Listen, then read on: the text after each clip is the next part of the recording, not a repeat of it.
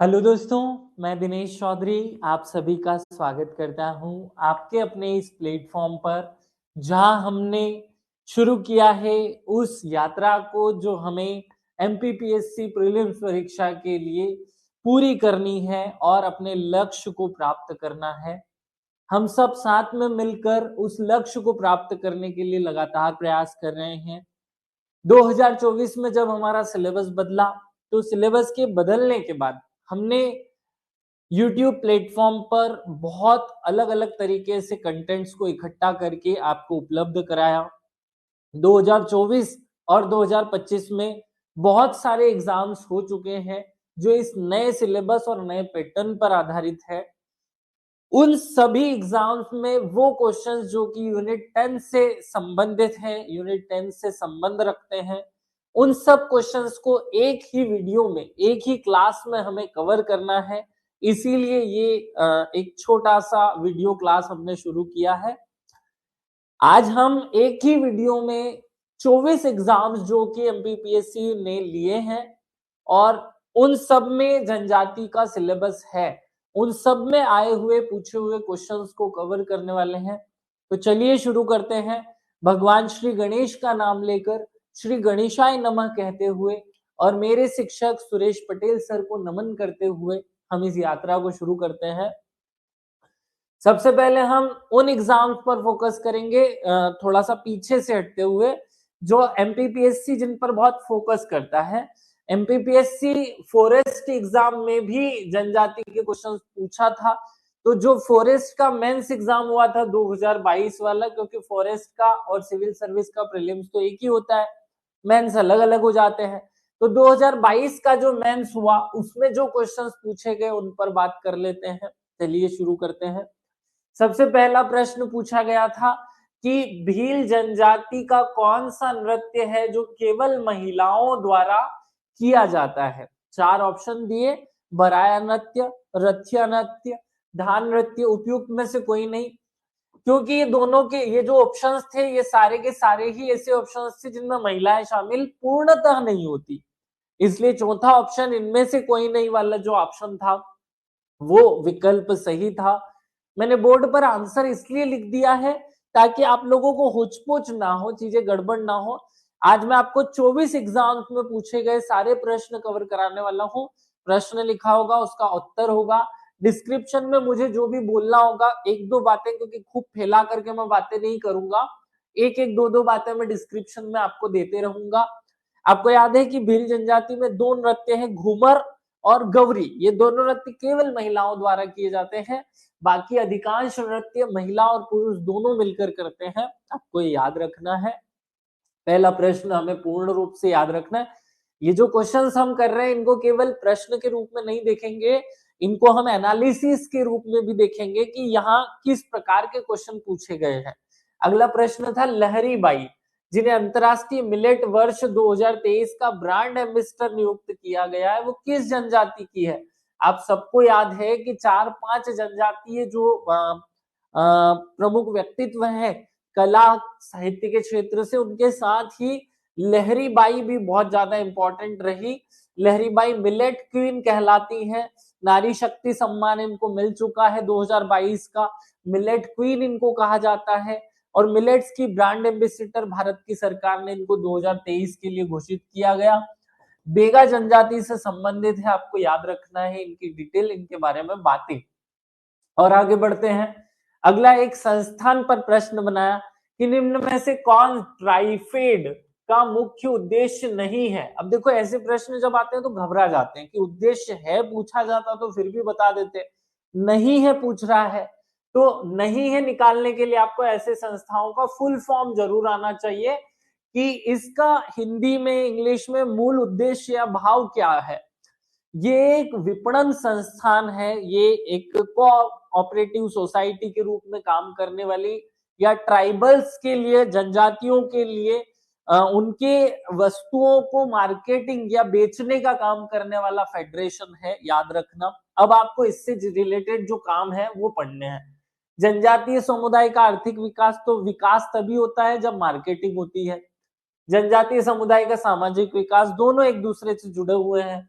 तकनीक का विकास। अब यहाँ आता है माता और शिशु मृत्यु दर में कमी, ये ऑप्शन कहीं भी फिट नहीं होता, ये जो 3-4 ऑप्शन दिए उसमें, क्योंकि ट्राइफेड जो है वो एक संघ है जो कि मार्केट या विपणन का काम करता है। जनजातीय विपणन संघ इसका नाम है, इसके नाम में ही है जनजातीय विपणन संघ। तो जनजातियों का, ट्राइबल्स का जो उत्पाद होता है उनको विपणन करने वाला, उनकी मार्केटिंग करने वाला, उनको बेचने वाला संघ है ये, इसलिए इसको याद रखना है आप लोगों को। इस तरीके से प्रश्न भी उसने पूछे हैं। अगले प्रश्न पे आते हैं, प्रधानमंत्री वन धन योजना के तहत विकास के लिए कितने वन धन विकास केंद्र की स्थापना की जाएगी? तो ये रटने वाला प्रश्न है, ये किसी भी तरीके से याद नहीं रहता। 50,000 केंद्र जो है वन धन केंद्र प्रधानमंत्री वन धन योजना के तहत खोले जाने हैं। 2018 में शुरू योजना है, बहुत ज्यादा डिटेल पर नहीं जाना है। डॉक्टर भीमराव अंबेडकर मेधावी विद्यार्थी पुरस्कार योजना मध्य प्रदेश सरकार के किस विभाग द्वारा दी जाती है? ऐसी योजनाएं जो स्कूल के बच्चों के लिए चलाई जा रही हैं, वे सब देखो हमारे 2 डिपार्टमेंट चलाते हैं, या तो स्कूल शिक्षा विभाग चलाता है या फिर जनजातीय कार्य विभाग चलाता है। जनजातीय कार्य विभाग, याद रखना है, जनजातीय कार्य विभाग। ये जो 2 संस्थान है या 2 विभाग हैं, ये दोनों पूरी शिक्षा को कवर कर लेते हैं। खैर अब इनके स्कूलों का भी मर्जर इस स्कूल्स में हो चुका है, सामान्य स्कूलों में हो चुका है, लेकिन फिर भी जनजातीय कार्य विभाग, जनजाति का जो कल्याण विभाग है वो आपको याद रखना है। वो योजनाएं चलाता है या उन योजनाओं पर फोकस करता है जो केवल अनुसूचित जाति जनजाति के लिए होती है, जो केवल एक विशेष वर्ग के लिए। देखो अगर बच्चों के लिए छात्रवृत्ति की योजना होती है और सब बच्चों को देना होता है, एसटी एससी ओबीसी जनरल, तो फिर वो होता है स्कूल शिक्षा के पास। वो नहीं है केवल एक वर्ग को देना है तो फिर दिया उसको जनजाति कल्याण विभाग को। तो ये आपको माइंड सेट रखना है। हमने फॉरेस्ट एग्जाम में पूछे गए सारे प्रश्न कर लिए। अब अगले पेपर पर चलते हैं। अगला जो पेपर है ग्रामोद्योग पेपर है। ग्रामोद्योग वाला जो पेपर था, ग्रामोद्योग हैंडलूम का जो एग्जाम हुआ था, ग्रामोद्योग हैंडलूम, ये वाला एग्जाम हमें याद रखना है बहुत अच्छे से। ग्रामोद्योग हैंडलूम एग्जाम जो अभी अभी हुआ वो आपको याद रखना है। मूल प्रश्नों पर आते हैं। इस एग्जाम में जो जनजाति की 10वीं यूनिट है उससे पूछे गए प्रश्नों पर बात कर रहे हैं। मुख्यमंत्री स्वरोजगार योजना के अंतर्गत अनुसूचित जनजाति हितग्राहियों को परियोजना लागत का कितना लाभ सब्सिडी के रूप में दिया जाता है? तो 70-30 वाला फॉर्मूला आपको अपने दिमाग में सेट करना है।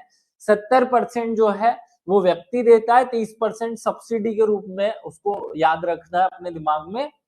ऐसे बहुत सारे प्लेसेस पर या तो 70 सरकार देती है, 30 व्यक्ति लगाता है, इस टाइप का ही फॉर्मूला यूज होता है। तो आप एक जनरलाइज जो पैटर्न है वो ले सकते हैं। आदिवासी क्षेत्र में स्वशासन, स्वशासन मतलब खुद का शासन को मजबूत करने के उद्देश्य से मध्य प्रदेश शासन ने पैसा एक्ट, पैसा कानून कब लागू किया? आप सबको पता है कि भूरिया समिति बनाई गई थी 2022 में। उस भूरिया समिति की सिफारिश पर, भूरिया समिति की सिफारिश पर 15 नवंबर 2022 को ये लागू किया गया।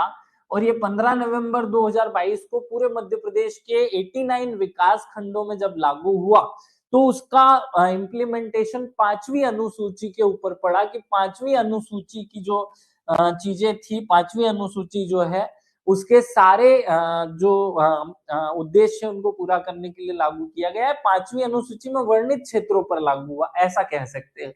अगले प्रश्न पर आते हैं।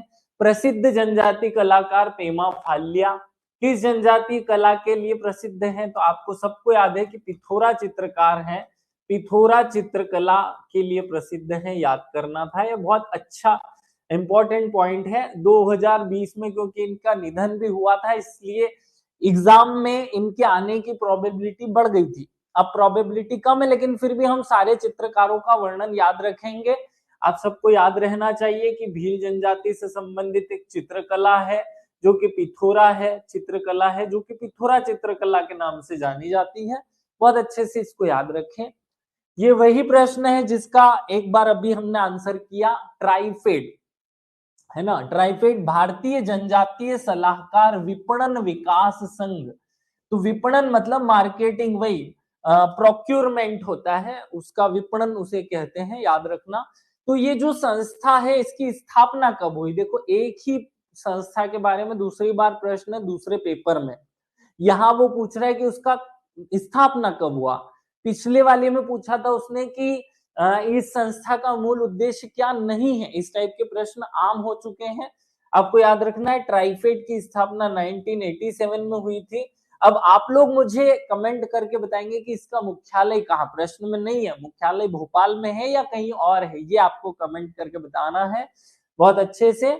चलिए अगले वाले प्रश्न पे आते हैं। एक और इंपॉर्टेंट पर्सन के बारे में पूछा, मोहम्मद अहसान छिपा, जो कि उज्जैन भैरवगढ़ से संबंधित है, किस शिल्प विद्या के विशेषज्ञ हैं? देखो उज्जैन में बटिक प्रिंट जो है उसके लिए फेमस है। उज्जैन के भेरू घाट पर भैरवगढ़ प्रिंट या बटिक प्रिंट जो है वो विकसित हुई, और उसके एक प्रसिद्ध कलाकार चित्रकार हम कह सकते हैं बटिक प्रिंट के, जो प्रिंटिंग या चित्रकला से संबंधित है, छिपा शिल्प से संबंधित है, याद रखना है। छिपा शिल्प बटिक प्रिंट का ही एक उपनाम है, दोनों एक दूसरे से जुड़े हुए हैं, आपको अच्छे से याद रखना है, दिमाग में ये बहुत सेट कर लेना है। ऐसे कलाकारों के नाम एग्जाम में पूछे गए हैं। 2 एग्जाम पेपर्स हमारे कंप्लीट हो गए। अब हम फॉरेस्ट मेंस एग्जाम 2023 जो हुआ उसके प्रश्नों पर फोकस करते हैं, क्योंकि प्रीलिम्स तो दोनों का एक ही होता है, तो हमने प्रीलिम्स के पेपर तो बहुत अच्छे से कवर किए हुए हैं। अब जो मेंस का एग्जाम 2023 फॉरेस्ट का हुआ उसकी बात भी कर लेते हैं। मध्य प्रदेश विधानसभा में अनुसूचित जनजातियों के लिए कितने स्थान आरक्षित हैं? आप सबको याद हो कि एससी और एसटी के लिए 35 और 47 स्थान आरक्षित हैं। ये बहुत अच्छे से हमें रटा हुआ होना चाहिए। 35 और 47 ये मध्य प्रदेश की विधानसभा की बात हो गई। अगर ये हमसे संसद की बात कर लेता कि संसद की कितनी सीटें हमारे लिए आरक्षित हैं, तो याद रखना है 5 और 7, ऐसे बड़ा उसमें कोई मतलब रटने वाला कार्य ना रहे। आप सबको याद रखना है विधानसभा की 35 सीटें एससी के लिए और 47 सीटें जो है वो एसटी के लिए आरक्षित है। अब आप लोगों को कमेंट करके बताना है कि कौन से आर्टिकल के तहत जो है वो बनाई गई है, याद रखना है कौन से आर्टिकल के तहत ये सीटों को आरक्षित किया जाता है। विधानसभा की सीटों का आरक्षण मैं पूछ रहा हूं, लोकसभा की सीटों का आरक्षण नहीं पूछा है। निम्न में से कौन सा एक सही सुमेलित नहीं है? देखो भील पिथौरा से संबंधित है, गोंड कोंड से संबंधित है, बेगा साल वृक्ष से, सहरिया खम्ब स्वांग। तो ये जो खम्ब स्वांग है ये कोरकू जनजाति का एक नृत्य है, याद रखना है। खम्ब स्वांग लोक नाट्य है। खम्ब स्वांग जो है वो कोरकू जनजाति से संबंधित है, तो वो फिर भी सहरिया से हो ही नहीं सकता, इसलिए इसका डी ऑप्शन जो है वो गलत हो गया। बहुत बेसिक इंफॉर्मेशन हमें याद रखनी है। खम्ब सॉन्ग सत्यम, आपने जो 170 लिखा है ये गलत है भाई आंसर, 170 गलत आंसर है। टंटिया मामा आर्थिक कल्याण योजना मध्य प्रदेश के किन निवासियों को कम मूल्य में उपकरण और व्यवसायिक पूंजी उपलब्ध करवाती है? किस वर्ग को? बहुत अच्छे से याद रखो, हमने जितनी भी योजनाएं पढ़ी हुई है वो सब अनुसूचित जनजाति के लिए पढ़ी हुई है। टंटिया मामा 2 योजनाएं हैं। टंटिया मामा एक 2022 में 6 सितंबर को आई वो योजना है, एक 2013 में आई। दोनों की दोनों टंटिया मामा के नाम से प्रसिद्ध है, याद रखना। तो अनुसूचित जनजाति के लिए ये उपकरण और पूंजी उपलब्ध कराती है, रट कर रखने हैं ऐसे प्रश्न, गलती से भी गलत नहीं होने चाहिए, बहुत सामान्य और अच्छे प्रश्न हैं। आपको सबको ये सारे बातें बहुत अच्छे से याद होनी चाहिए। मध्य प्रदेश में बंजारा समाज को किस वर्ग में शामिल किया गया है? तो बंजारा समाज हमारे यहाँ ओबीसी में शामिल है, आप सबको याद रखना है। भले ही हमने पढ़ा घुमंतु पिछड़ी जनजाति में, लेकिन मध्य प्रदेश में इनको ओबीसी में शामिल किया गया, अन्य पिछड़ा वर्ग में शामिल किया गया है। अगले वाले प्रश्न पर चलते हैं। गोंड पंचायत का सर्वप्रमुख स्थान किसका है, मतलब उसका प्रमुख कौन होता है, head of the Gond panchayat कौन होता है। तो गोंडों की पंचायत का जो प्रमुख होता है उसे मुकद्दम कहते हैं। देखो यहाँ लिखई, भोई, देवान ये तीनों तो होते ही नहीं है। आप लोग ये पढ़ने की भी कोशिश करें कि दीवान कौन होता है, लिखई कौन होता है, भोई कौन होता है। अगर आपने बहुत अच्छे से मेरी क्लास को अटेंड किया है तो मैंने वहां आपको लिखाई भी बताया है, देवान भी बताया है और भोई भी बताया है। अच्छे से ये तीनों पॉइंट हमने कवर किए हैं। अब आप लोग कमेंट करके बताएंगे कि इनमें से कौन होता है जो युवाओं का नेतृत्व करता है, ये कमेंट करके बताने वाला प्रश्न है। को ज्यादा से ज्यादा कमेंट करके बताना है ताकि मेरा मोटिवेशन बना रहे। हर संडे हम एक एक यूनिट के पिछले एग्जाम्स में पूछे गए सारे प्रश्नों को लेकर के कवर करने वाले हैं। अब ये डिपेंड आपके ऊपर करेगा कि आप इस वीडियो को, आप इस क्लास को कितना समर्थन करते हैं। अभी मैंने एक प्रश्न पूछा था कि विधानसभा में सीटों का आरक्षण, तो सत्यम ने आंसर 170 किया था जो कि गलत है, 332 उसका आंसर सही है भाई। बेगा जनजाति के प्रमुख देवता, तो बेगा जनजाति के प्रमुख देवता बूढ़ा देव है, तो ये ब से बेगा और ब से बूढ़ा ऐसे आप कनेक्ट करके रखेंगे अपने आप को। ये अपने दिमाग में चीजों को याद करने का एक पैटर्न होता है, याद करने का एक तरीका होता है कि ब से बेगा और ब से बूढ़ा ये उसके प्रमुख देवता हो गए। इसके जो वंश वाले देवता है, पितृ देवता, वो भी बूढ़ा देव ही है। जनजातीय संस्कृति में मातृ देवियों की उपासना का प्रचलन है। इस संदर्भ में मातृ देवी के मंदिर को किस नाम से जाना जाता है? बिजासन माई के नाम से जाना जाता है। बड़ा आसान है, बिजासन माई, और मूलतः गौड़ जनजाति इसका प्रतिनिधित्व करती है। तो याद रखना है बिजासन माई जो है वो मातृ देवी होती है गौड़ जनजाति में, मतलब एक सबसे प्रमुख माता, एक सबसे प्रमुख शक्ति की उपासना करने वाली देवी, शक्ति की उपासक। आहार अनुदान योजना विशेष पिछड़ी जनजाति परिवार की महिला मुखियाओं को कितनी राशि प्रदान करती है? जब ये प्रश्न पूछा गया था तो तब आंसर 1000 सही था। वर्तमान में इसकी राशि बढ़ा करके 1500 कर दी गई है। आप सबको याद हो कि एमपीपीएससी में भी ये क्वेश्चन पूछा जा चुका है। 2017 में आहार अनुदान योजना शुरू हुई। जो 3 प्रमुख जनजाति, कौन कौन सी जनजाति? बेगा, भारिया और सहरिया के लिए प्रसिद्ध है। बेगा, भारिया और सहरिया के लिए चलाई गई।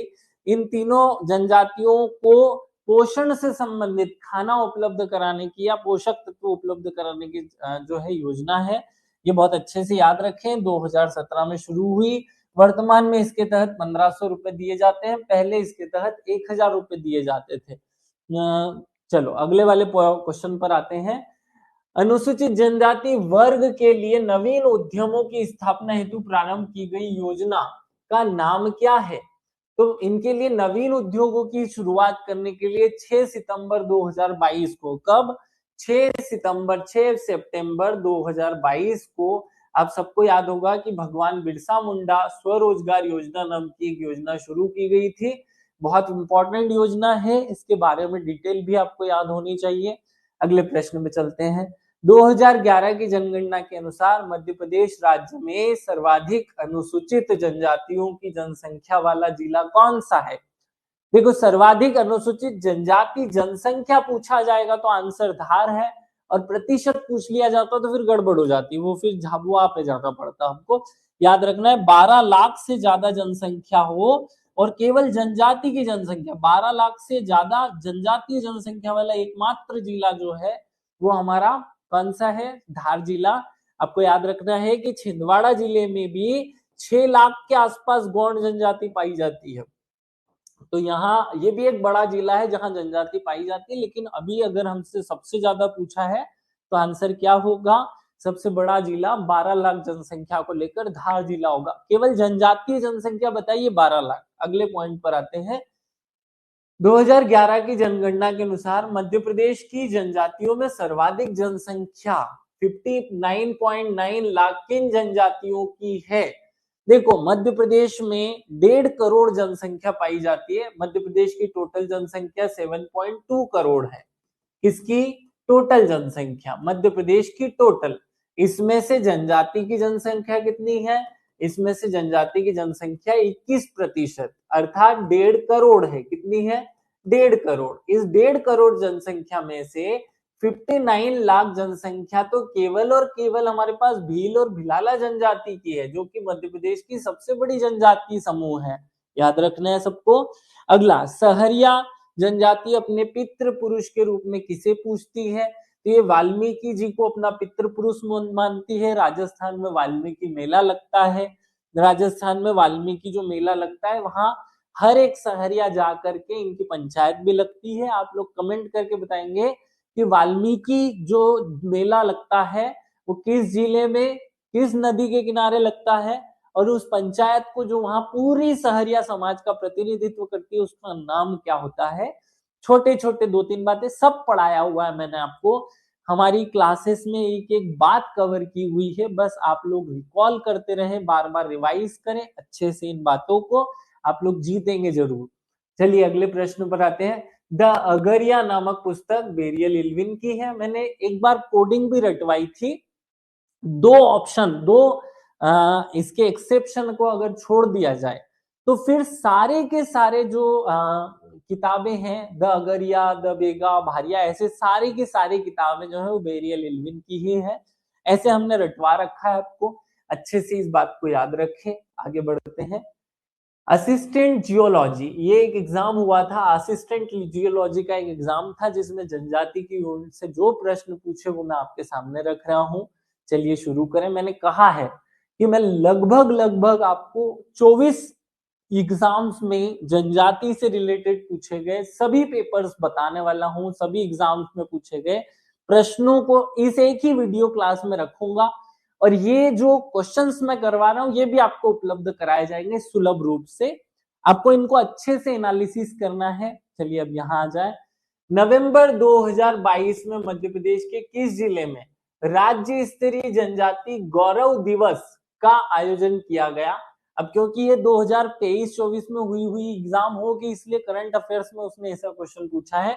शहडोल जिले में 15 नवंबर 2022 को हमने जनजातीय गौरव दिवस मनाया था, और आपको याद हो कि मोदी जी ने यहाँ से कौन सी योजना की शुरुआत की थी। अब आप लोग बताएंगे कि मोदी जी ने जनजातीय गौरव दिवस के इस सम्मेलन में शहडोल में हिस्सेदारी ली थी। मध्य प्रदेश का एक जिला था जहां बहुत बड़ा एक कार्यक्रम हुआ, और कौन सी योजना को रिलॉन्च किया गया था आप बताएंगे। मध्य प्रदेश की कौन सी जनजाति भगोरिया उत्सव मनाने के लिए जानी जाती है? अब कभी ये पूछता है कि कब मनाई जाती है, कभी ये पूछता है कि उसके कौन कौन से पक्ष हैं, कभी ये पूछता है कि उसमें कौन से नृत्य होते हैं। अब ये पूछ रहा है कि कौन सी जनजाति मनाती है, तो भील जनजाति द्वारा मार्च महीने, मार्च आजकल पूछा नहीं जाता है, वो फाल्गुन माह पूछता है। फाल्गुन माह में कौन से, होली के समय, होली के त्योहार के आसपास या होली के अवसर पर भगोरिया उत्सव भील जनजाति और भिलाला जनजाति मनाती है। कहाँ मनाती है? झाबुआ अलीराजपुर में मनाती है। कोदो कुटकी एक प्रकार का है, कोदो कुटकी एक प्रकार का मोटा अनाज है। कोदो कुटकी मुख्य रूप से जनजातीय क्षेत्रों में उगाया जाने वाला मिलेट या मोटा अनाज है। आप सबको याद रखना है, भारत सरकार ने यूनाइटेड नेशन के स्तर पर 2023 को मोटे अनाजों का वर्ष घोषित किया था। आप सबके दिमाग में याद रहे। लहरी बाई मिलेट क्वीन के नाम से जानी गई। मध्य प्रदेश की सरकार ने राज्य मिलेट मिशन 2022 चलाया था। ऐसी छोटी छोटी बातें इससे जोड़ करके याद रखनी है। मध्य प्रदेश की किस जनजाति ने मेघनाद को आराध्य देव के रूप में पूजा जाता है? तो मेघनाथ को कोरकू जनजाति अपना आराध्य देव मानती है। रावण की पूजा, फिर इसी के साथ में मेघनाथ की पूजा, ये सारी बातें जो हैं वो कोरकू जनजाति से रिलेटेड हैं। कोरकू इसको बेस्ट आंसर होगा, आपको याद रखना है। पद्मश्री भूरीबाई का संबंध किस क्षेत्र से है? भूरीबाई का सबको पता है कि भील जनजाति की एक चित्रकार हैं जो पिथोरा चित्रकला से, भूरीबाई भील जनजाति की कलाकार है, पिथोरा चित्रकला से संबंधित है। तो इनका आंसर क्या हो जाएगा फिर? पिथोरा चित्रकला। तो पिथोरा नहीं है तो केवल चित्रकला कर दो। अगला, निम्न में से कौन सा भीली भाषा की उपभाषा नहीं है? यहाँ आंसर में, क्वेश्चन में याद रखने का मूल पॉइंट था नहीं। कौन सा नहीं है? देखो, बारेला, पटेलिया, भिलाला, कुरुक। तो कुरुक तो उराव जनजाति की है। कुरुक जो है वो उराव जनजाति द्वारा बोली जाने वाली उराव जनजाति की भाषा है, इसलिए ये भीलुओं की उपभाषा हो ही नहीं सकती। तो इस तरीके से यहाँ नेगेटिव पैटर्न पर चलते हुए भी आंसर तक पहुंचा जा सकता है। आप पीछे से इस क्वेश्चन को पकड़ेंगे तो भी इसके आंसर को सही पकड़ लेंगे, अच्छे से कर पाएंगे। विमुक्त घुमंतु और अर्ध घुमंतु कल्याण विभाग का गठन कब किया गया? आप सबको याद है कि 2011 में विमुक्त घुमंतु अर्ध घुमंतु को 3 श्रेणियों में बांट करके हमारे यहाँ टोटल 51 जो जनजातियां थी या जो समूह थे उनको इस श्रेणी में बांट करके 2011 में एक विभाग की स्थापना की गई थी। माइंड सेट करके रखना, उनके नाम भी याद रखने हैं क्योंकि प्रश्न पूछे गए हैं। अगले एग्जाम पेपर की बात करने वाले हैं हम। एमपीपीएससी ने माइनिंग ऑफिसर 2023 का एक एग्जाम लिया। उस एग्जाम में जो प्रश्न पूछे गए वो हमें याद रखना है। जन मन योजना माइनिंग ऑफिसर 2000 नहीं बेटा गलत है दीपिका, आपने जो आंसर किया है वो गलत है। माइनिंग ऑफिसर 2023 का जो एग्जाम था उसमें जनजाति वाली यूनिट से कुछ क्वेश्चन पूछे, वो मैं आपके सामने रख रहा हूं।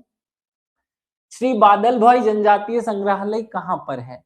बादल भाई जनजातीय संग्रहालय का पुराना नाम ही क्या था? जल्दी से कमेंट करके बता दो। छिंदवाड़ा में जो पाई जाती है पातालकोट की भारिया जनजाति, तो उसी के नाम पर भारिया के नाम से था ये। 1997 में इसका नाम बदल करके बादल भोई जनजातीय संग्रहालय किया गया, छिंदवाड़ा जिले में स्थित है। निमाड़ का रॉबिनहुड किसे कहा जाता है? ये एग्जाम में पूछा 50 बार पूछा जा चुका वाला क्वेश्चन है। निमाड़ का रॉबिनहुड भीमा नायक को कहा जाता है। बहुत अच्छे से आप लोग ये रट करके रखें।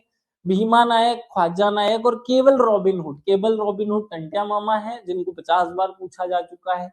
निमाड़ का रॉबिनहुड टंटिया भीमा नायक है जिनको 20, 25, 50 बार पूछा जा चुका है।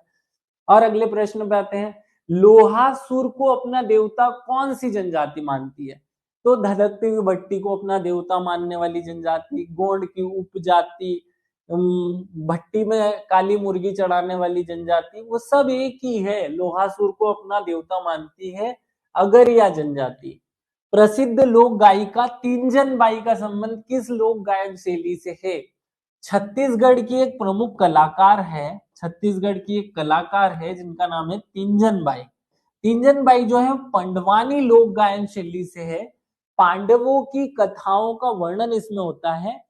आदिवासी लोक कला एवं नहीं बेटा, ये भी सत्यम आपका दूसरा क्वेश्चन भी गलत निकल गया। तो याद रखना तींजन बाई छत्तीसगढ़ की पारधी जनजाति से संबंध रखती हैं और पंडवानी लोक गायन शैली की गायिका है। पंडवानी मतलब पांडवों की कथा गाने वाली महिलाएं या पांडवों को वैश्विक रूप से उनकी कथाओं का वर्णन करने वाली महिलाएं। ये विश्व प्रसिद्ध कलाकार है, बहुत इंपॉर्टेंट है, याद रखना। अगले प्रश्न पे आते हैं। मध्य प्रदेश शासन की आहार अनुदान योजना को विभिन्न लाभार्थी के किन वर्गों के लिए लाया गया था? आप सबको याद है कि ये अनुसूचित जनजाति में भी इसके लिए विशेष पिछड़ी जनजाति बेगा, भारिया और सहरिया के लिए लाया गया था। किसके लिए? बेगा, भारिया और सहरिया के लिए लाया गया था, याद रखिएगा। भगोरिया उत्सव मध्य प्रदेश के किस जिले में मनाया जाता है? भगोरिया उत्सव मध्य प्रदेश के झाबुआ जिले में मनाया जाता है। सबको पता है, अभी थोड़ी देर पहले रिपीट किया। फाल्गुन माह होता है, मार्च का महीना होता है, होली का समय होता है, झाबुआ और अलीराजपुर जिले होते हैं, भील और भिलाला जनजाति होती है और 3 उसके पक्ष होते हैं। आप सब लोग कमेंट करके बता सकते हैं कि इसके 3 पक्ष कौन से होते हैं। अब देखो यहाँ पर है ना, कमेंट करके बताने से घबराना नहीं है, इससे आपके ज्ञान में वर्धन ही होगा और आपके कमेंट्स मेरा मोटिवेशन भी बढ़ाएंगे कि हाँ चलो ये बच्चे, मुझे उससे इंफॉर्मेशन मिलती है कि हाँ ये बच्चे मेरा क्लास देख रहे हैं। आप कमेंट वैसे यूं कहूंगा कि चलो आप कमेंट करके ये बताओ कि क्लास कैसी लगी, क्वेश्चंस कैसे लगे, तो फालतू हो जाएगा। इसलिए मैं आपको कह रहा हूं कि आप काम की बातों पर फोकस करें। मैं ऐसी बात कोई नहीं पूछ रहा हूं कि ये बता दो वो बता दो। आप जो क्वेश्चन एग्जाम में आ सकता है उनका रिवीजन करते रहें, वही बताए। आगे बढ़े। परधोनी किस जनजाति का लोक नृत्य है? परधोनी नृत्य जो है वो गोंड जनजाति की एक उपजाति या गोंड के ही एक ब्रांच के रूप में मानी जाती है। बेगा, बेगा के लिए प्रसिद्ध है। और इसके एक प्रसिद्ध कलाकार भी आपको याद रखना है, अर्जुन सिंह धुर्वे। अर्जुन सिंह धुर्वे जो है वो बहुत इंपॉर्टेंट पर्सनालिटी है। अर्जुन सिंह धुर्वे परधोनी नृत्य करते हैं, इसके लिए फेमस है, बहुत अच्छा नाम है, ये याद रखेंगे आप सब लोग। क्रांतिकारी राजा मर्दन सिंह का संबंध किससे है? देखो, मर्दन सिंह जो है वो बुंदेला वंश के बानपुरा रियासत से संबंधित थे। और जब हम 1842 का बुंदेला रियासत, बुंदेला विद्रोह पढ़ते हैं तो वहां इनको बहुत अच्छे से पढ़ा जाता है, समझा जाता है, तो रट करके रखना है, ये बहुत अच्छे से हमें याद रहे। और आगे बढ़ते हैं। माइनिंग इंस्पेक्टर का एक एग्जाम हुआ था, अभी हम जो क्वेश्चन कर रहे थे वो माइनिंग ऑफिसर का था। अभी जो हमने क्वेश्चंस कवर किए वो माइनिंग ऑफिसर के क्वेश्चंस थे। अब हम जो क्वेश्चंस कवर करने वाले हैं वो माइनिंग इंस्पेक्टर का एग्जाम हुआ था, और ये दोनों अलग अलग हैं। चलो अगले वाले प्रश्न पे आते हैं। पिथोरा चित्रकला मूलतः जनजाति द्वारा बनाई जाती है। पिथोरा चित्रकला बार बार एग्जाम में पूछा गया है, भील जनजाति की है, पेमा फाल्या इससे संबंधित है, इसमें घोड़े, मोर और पक्षियों के चित्र बनाए जाते हैं, बाउंड्री होती है, आप सबको अच्छे से रट करके रखना है। भील और भिलाला जनजाति से संबंधित है। मध्य प्रदेश की अनुसूचित जनजाति और परंपरागत वन निवासियों के वन अधिकारों की मान्यता के लिए कौन सा अधिनियम आया? सबको याद होना चाहिए कि वन अधिकार अधिनियम जो है वो जनजातियों के परंपरागत अधिकारों को मान्यता देता है। क्या करता है? जनजातियों के, जनजाति के परंपरागत अधिकार, जनजाति के परंपरागत अधिकार को मान्यता देता है। और ये कब लागू हुआ? तो ये 2008 में लागू हुआ था, 1 जनवरी को। याद रखना है इसका आंसर भी आप सब लोगों को अच्छे से। और आगे बढ़ते हैं। किस स्वतंत्रता सेनानी ने आजीवन कारावास की सजा देकर अंडमान जेल भेजा गया था? भीमा नायक, वही वो जिसे निमाड़ का रॉबिनहुड कहा जाता है। अंडमान जेल जिन्हें भेजा गया था, जेल में जिनकी मृत्यु हुई थी, सारी बातें इन्हीं से रिलेटेड है। सेंधवा में इनको पकड़ा गया था, निमाड़ में किसने नेतृत्व किया, कहाँ नेतृत्व किया, ऐसे घुमा घुमा करके बार बार भीमा नायक पर प्रश्न पूछे जाते हैं, रट करके रखना है। असिस्टेंट प्रोफेसर के एग्जाम बहुत सारे हुए हैं, उनमें जो जो जनजाति से रिलेटेड क्वेश्चंस हैं उनको मैं 2-3 पार्ट में तोड़ करके आपके सामने प्रेजेंट करूंगा।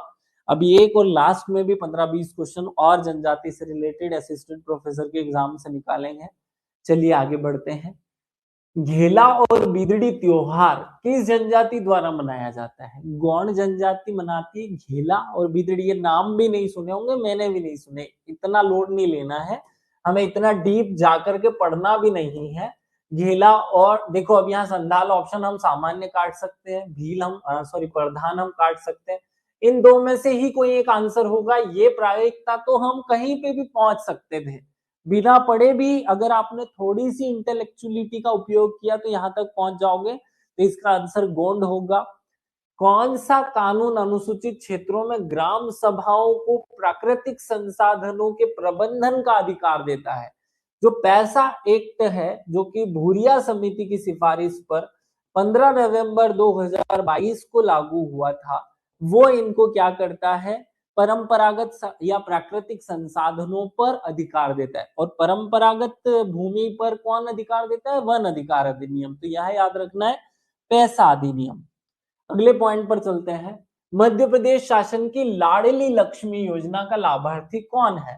देखो, लाडली लक्ष्मी योजना के लिए ऐसा कभी नहीं था प्रश्न कि वो अनुसूचित जाति के लिए है कि जनजाति के लिए, वो केवल लड़कियों के लिए थी। तो यहाँ आंसर होगा उपरोक्त सभी, क्योंकि वो सब वर्गों के लिए थी, सामान्य वर्ग हो, ओबीसी हो, एसटी हो, एससी हो, कोई भी हो, महिला हो, बच्ची होनी चाहिए।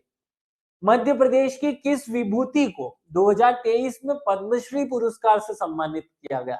तो शांति परमार और रमेश परमार, इन दोनों को तो भीली गुड़िया के लिए मिला था। तो ये दोनों अगर इस ऑप्शन में सही है तो फिर मुनीश्वर चंद्र डाबर डॉक्टर साहब अपने 20 रुपए में इलाज करने वाले तो हो ही जाएंगे। तो ये उपरोक्त सभी आंसर सही होगा। अब ऐसे में क्या होता है कि जल्दीबाजी में हम थोड़ा सा गलत कर जाते हैं। हमें जल्दीबाजी जो है वो बहुत इस टाइप के क्वेश्चंस को गलत करवाती है। जल्दीबाजी में हमने सीधे रमेश परमार देखा और टिक कर दिया ए। ऐसी गलती हमें एग्जाम में बिल्कुल नहीं करनी है, क्योंकि अब हमारा जो एग्जाम होगा वो नेगेटिव मार्किंग वाला होगा। कैसा होगा?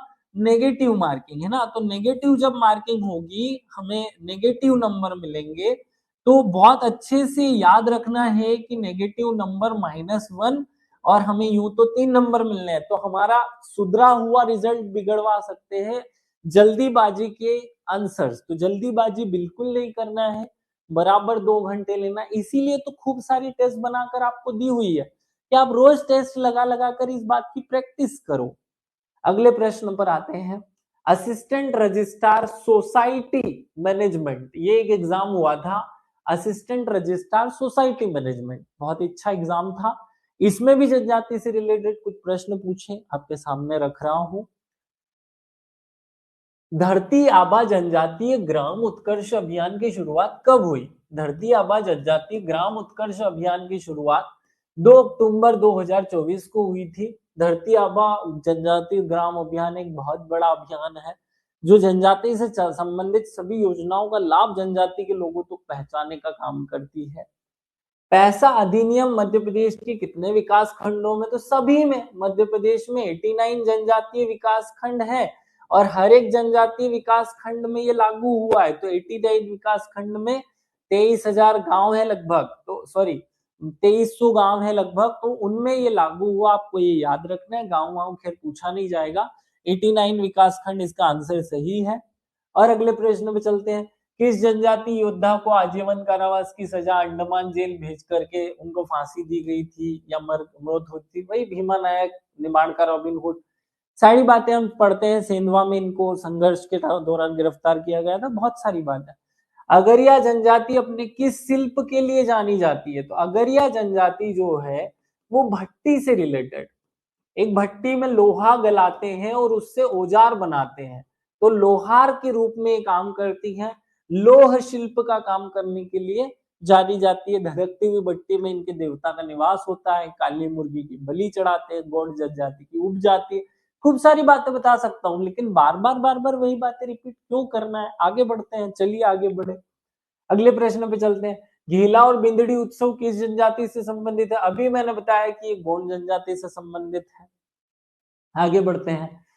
हमने ये जो क्वेश्चंस आप लोगों को करवा रहा हूं मैं अभी, ये कहाँ मिलेंगे? तो एक छोटा सा टेस्ट सीरीज हमने बनाया जिसमें जनजाति के 1000 से ज्यादा क्वेश्चंस हमने अपनी तरफ से अपलोड किए। वहां धीरे धीरे क्वेश्चंस की संख्या जो कि वर्तमान में 1000 है, बाद में धीरे धीरे उसकी 500 और बढ़ा दी जाएंगी। लगभग 1500 क्वेश्चंस हम कराएंगे। हम दावा नहीं करते, लेकिन हम कहते हैं कि 1000 तो आज है। उसमें आज जो मैं आपको 200 के आसपास क्वेश्चंस करवा रहा हूं, ये जल्दी से अपडेट कर दिए जाएंगे। ये सारे पेपर एग्जाम वाइज जोड़ दिए जाएंगे उसमें, और नाम भी लिखा रहेगा कि कौन सा क्वेश्चन किस एग्जाम में आया। आप आसानी से वहां से इसे अच्छे से कवर कर पाएंगे। आप लोग जल्दी से इसे डाउनलोड कीजिएगा। हम 2-3-4 दिन में इसे अपलोड कर देंगे। फिर से वहां क्वेश्चंस पहले से अपलोडेड हैं और मात्रा में बढ़ा दिए जाएंगे। असिस्टेंट डायरेक्टर हॉर्टिकल्चर, ये वाला जो एग्जाम है असिस्टेंट डायरेक्टर हॉर्टिकल्चर, ये कब और कहाँ हुआ? कब इसमें जो क्वेश्चन पूछे गए थे वो कौन से थे जनजाति से संबंधित, उनकी बातें कर लेते हैं। हॉर्टिकल्चर मतलब बागवानी। बिल्मा नृत्य, बिल्मा लोक नृत्य मूलतः किस जनजाति से संबंधित है? तो बिल्मा, ये बिल्मा है। बिल्मा, बिल्मा बेगा, ऐसे जोड़ लिया जाए तो बिल्मा नृत्य बेगा जनजाति से संबंधित है। रटा जाएगा, याद रहेगा। निम्नलिखित में से मध्य प्रदेश की कौन सी जनजाति अपनी गुरिल्ला रणनीति और तीरंदाजी कौशल के लिए जानी जाती है? तो तीर चलाने का काम भील करते हैं, एकलव्य को अपना वंशज मानते हैं, एकलव्य का वंशज स्वयं को मानते हैं। तीर धनुष, जिसे ये अपनी भाषा में क्या कहते हैं, धनली और कामठी कहते हैं, उसको हमेशा अपने हाथ में रखते हैं। भील जनजाति प्रमुख है। किस जनजाति के लोग अपना उद्भव द्रविड़ संतति से मानते हैं? अब देखो, द्रविड़ संस्तति से मानने वाली जनजाति तो लगभग गोंड भी है, गोंड की उपजाति बेगा भी है। यहाँ पर सहरिया ऑप्शन में है, दोतालिया है, तो आंसर जो है वो बेगा ही हमें करना है। खैर इसके एक से ज्यादा आंसर हो सकते हैं, इसलिए इस क्वेश्चन का आंसर मैंने लगाया नहीं है। इसके 3-4 आंसर सही हो सकते हैं। अगर थोड़ा सा उस पर प्रेशर दिया जाए तो। अगला पेपर शुरू करते हैं वेटनरी ऑफिसर का। वेटनरी ऑफिसर के एग्जाम में भी जनजाति के कुछ क्वेश्चंस पूछे थे, सामने रखता हूं।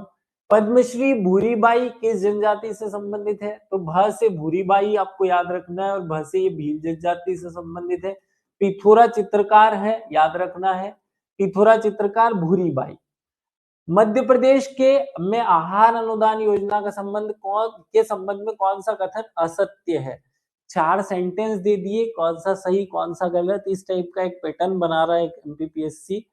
हमेशा एग्जाम में 6 से 7 प्रश्न इस पैटर्न पर वो डाल रहा है। आपके एग्जाम में भी 6-7 प्रश्न इस पैटर्न पर वो डालेगा, कंफर्म है।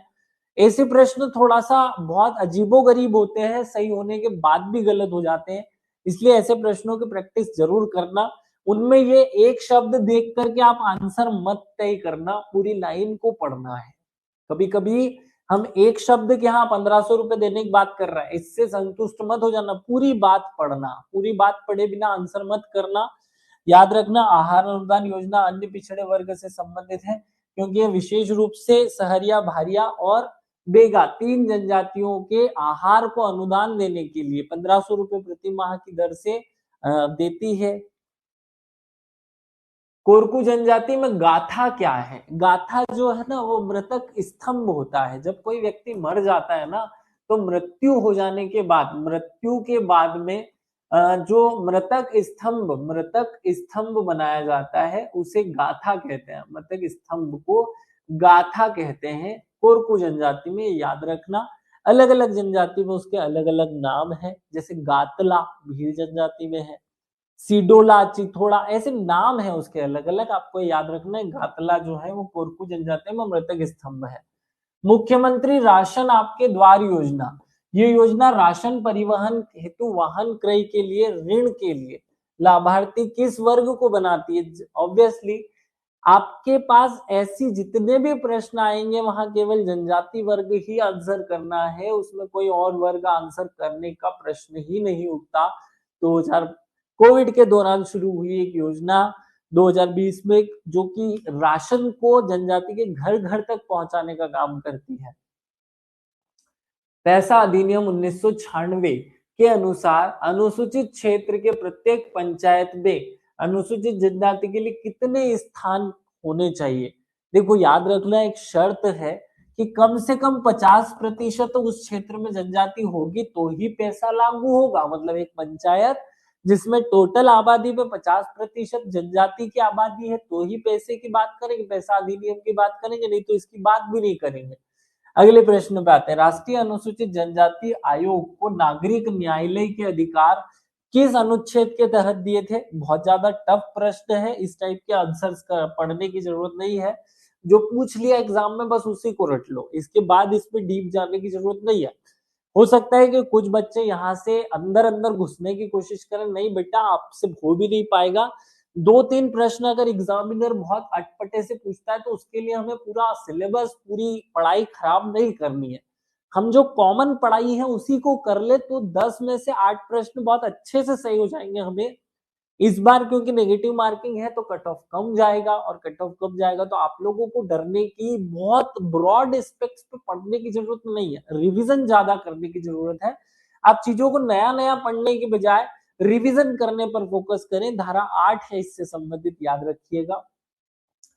मध्य प्रदेश के पातालकोट छिंदवाड़ा में मुख्य रूप से कौन सी जनजाति पाई जाती है? तो आंसर है भारिया। लेकिन अगर मान लीजिए कि यह भारिया ऑप्शन में नहीं होता तो क्या होता? देखो, पातालकोट के जो छिंदवाड़ा का जो तामिया तहसील है, तामिया तहसील में पड़ता है, तामिया तहसील, इस तामिया तहसील में है पातालकोट की घाटी, जो कि 1200 फीट नीचे है, जमीन से 1200 फीट गहरी है। यहाँ पर 2 जनजाति पाई जाती है, 90% तो भारिया जनजाति है और लगभग 10% यहाँ गौंड जनजाति के लोग भी निवास करते हैं। तो गलती से अगर भारिया ऑप्शन में नहीं है तो फिर आपको गोंड आंसर करना है, याद रखिएगा। कोरकू जनजाति में पाए जाने वाले गीत सजनई फगनई गीत का संबंध किससे है? होली पर गाए जाते हैं सजनई फगनई गीत। भाई, होली एक त्योहार है, वो प्रेम प्रेमिका वाला, तो सजनई फगनई गीत होली के गीत हैं, बड़े कॉमन सी बात है। थोड़ा सोचते, इस प्रश्न को नहीं भी पढ़ते तो आराम से आंसर तक पहुंच जाते।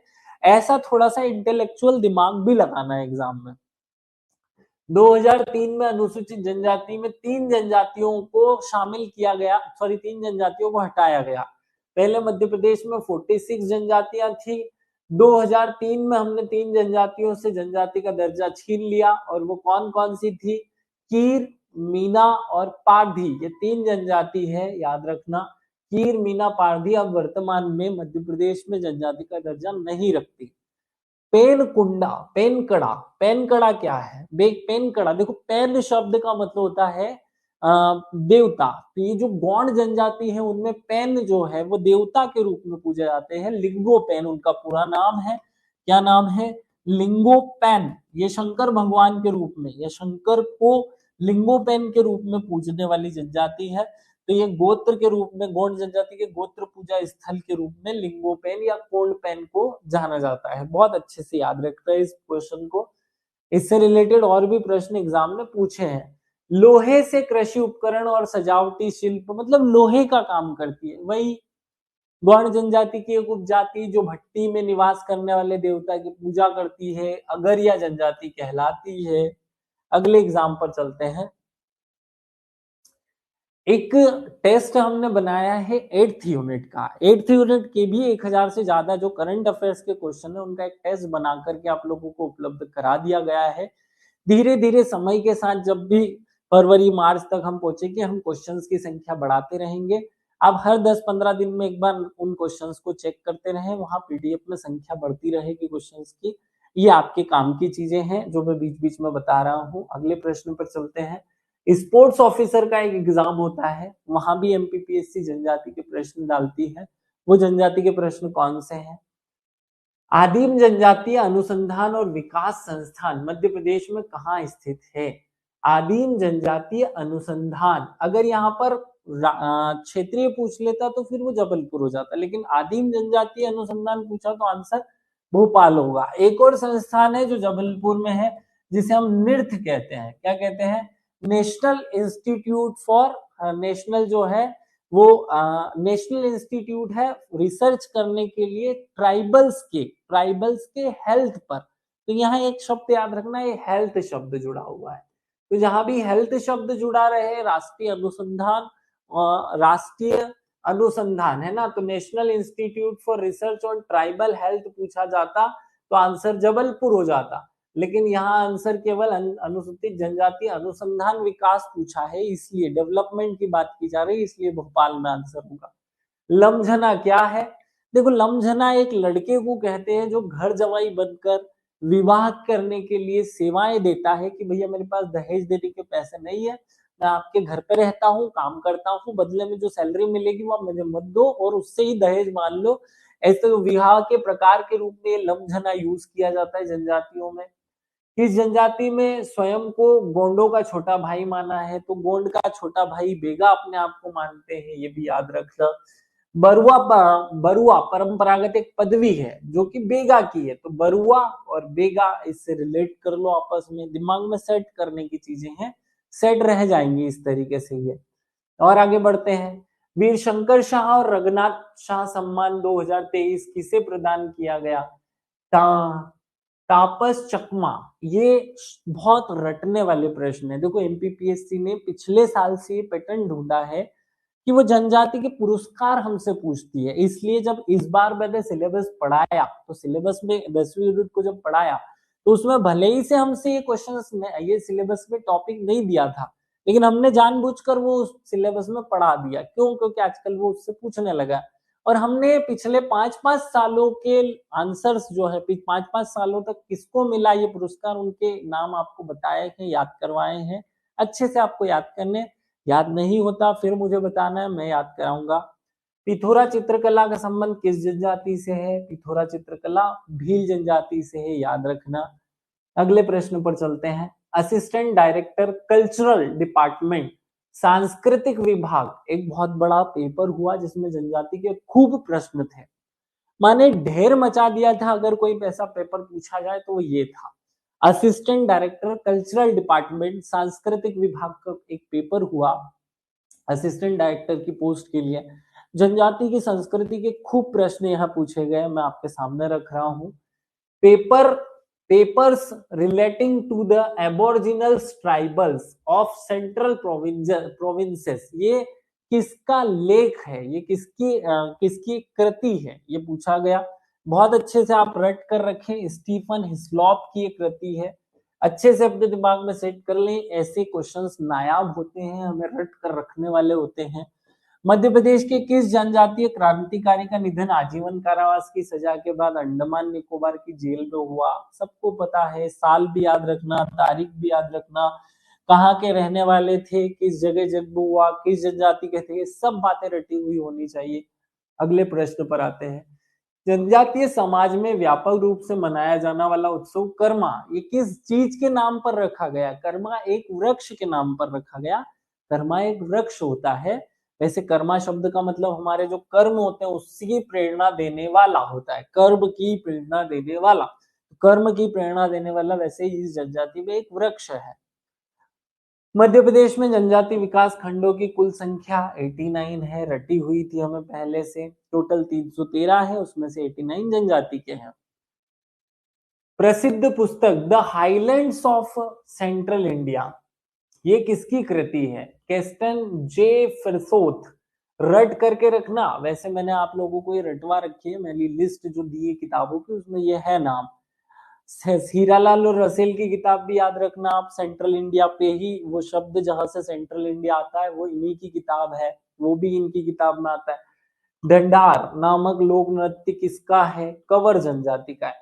कंवर एक छोटी जनजाति है, हम इसे डीप में पढ़ते नहीं है, लेकिन ये शब्द हमें याद रखना है। ढंडार, ढंडार नाम का लोक नृत्य कंवर जनजाति से संबंधित है। अनुसूचित जाति अनुसूचित जनजाति निवारण अधिनियम 1989 की किस धारा के अंतर्गत राज्य सरकार को विशेष न्यायालय स्थापित करने की शक्ति दी गई है? तो क्योंकि अब आजकल के सिलेबस में जनजाति अधिनियम नहीं है, इसलिए इसको खूब रट के रखने की जरूरत नहीं है। जनजाति के लिए जो अधिनियम बने हैं उसमें 14वां धारा जो है वो विशेष न्यायालय स्थापित करती है। ये प्रश्न रटने की कोई आवश्यकता नहीं, क्योंकि इस सिलेबस में जनजाति में एक एक्ट था, 3 एक्ट थे वैसे। अनुसूचित जाति जनजाति अधिनियम पूछा गया था, सिलेबस में था, इसलिए ये प्रश्न पूछा, हमसे नहीं पूछा जाएगा। गौंड जनजाति द्वारा मनाया जाने वाला मेघनाद पर्व किस हिंदी माह में मनाया जाता है? ये ट्रेंड है आजकल, एमपीपीएससी इस पैटर्न पर जा रही है। तो मेघनाद पर्व जो है वो फाल्गुन महीने में मनाया जाता है। फाल्गुन महीना कौन सा है ये आप सब जानते हैं। हमारी अंग्रेजी कैलेंडर के हिसाब से किस माह में आएगा ये आपको कमेंट करके बताना है, ताकि बाकी सब बच्चे याद कर सके। गोंडवाना की प्रसिद्ध रानी दुर्गावती मुगल सेनापति आसफ खां से युद्ध करते समय कब वीर गति को प्राप्त हुई थी? कब उन्होंने बलिदान दिया था? याद रखना है 1564 में कौन सा नाला, देवहारगढ़ का नाला जो था उसमें युद्ध करते करते ये शहीद हुई, बलिदान दिया इन्होंने। इनकी सहायिका का नाम आपको कमेंट करके बताना है, सहायिका का नाम ये आपको कमेंट करके बताना है। हम जनरली इनकी सहायिका नहीं पढ़ते, हम झांसी की रानी की सहायता पढ़ते हैं, हम जनरली अवंतीबाई की सहायिका पढ़ते हैं, दुर्गावती की सहायिका हम नहीं पढ़ते। लेकिन आपको ये भी याद रख लेना है, थोड़ा सा सोचेंगे विचारेंगे तो याद आ जाएगा। तुमने में से किस स्थान पर वन्या सामुदायिक रेडियो केंद्र का संचालन नहीं होता? देखो, मेघनगर झाबुआ में होता है, खालवा खंडवा में होता है, सेलाना रतलाम में होता है, बिजोरी छिंदवाड़ा में नहीं होता। ये हमारा आंसर हो गया। छिंदवाड़ा में इस केंद्र का संचालन नहीं किया जा रहा है, ये रट करके रखने का आंसर है। मध्य प्रदेश में आदिवासी लोक कला अकादमी द्वारा प्रकाशित मासिक पत्रिका का नाम क्या है? तो चौमासा नाम की मासिक पत्रिका संचालित करती है। कब से कर रही है? 1980 से। रेगुलर कब हुआ? 1983 से। कौन सी संस्था करती है? वन्या प्रकाशन नाम की संस्था द्वारा चौमासा नाम की मासिक पत्रिका का प्रकाशन होता है। रट करके रखना है नराई नाला। वेरी गुड समीना, मैंने गलत बोल दिया था, आपने मुझे सही किया, वेरी गुड, विशेष रूप से धन्यवाद। अगले पेपर पे चलते हैं। डेप्यूटी डायरेक्टर प्रिंसिपल ग्रेड, बहुत अच्छे प्रश्न थे। पिछले वाले पेपर के जो प्रश्न थे बहुत टफ थे, अच्छे से याद रखने हैं आप सब लोगों को। लेकिन फिर भी मैं आपको कहूंगा कि कठिन एक आधे प्रश्न के पीछे भागना बंद करो। हर एक एग्जाम 2 प्रश्न कठिन पूछती है तो 8 सरल भी पूछती है।